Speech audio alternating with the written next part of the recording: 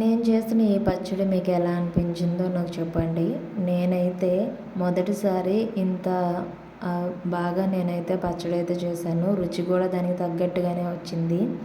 అయితే ఇందులో నేను బెల్లం, ఉప్పు, వేప పువ్వు, చింతపండు, పచ్చి మామిడి, కారం ఇవన్నీ వేశాను.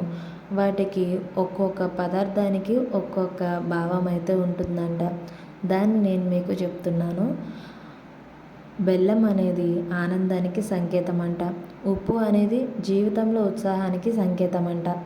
వేప పువ్వు అనేది చేదు జ్ఞాపకాలకి, చింతపండు అనేది నేర్పుగా వ్యవహరించే తీరుకి, పచ్చి మామిడి కొత్త సవాళ్ళు ఎదుర్కోవడానికి, కారం సహనం కోల్పోయే పరిస్థితులు.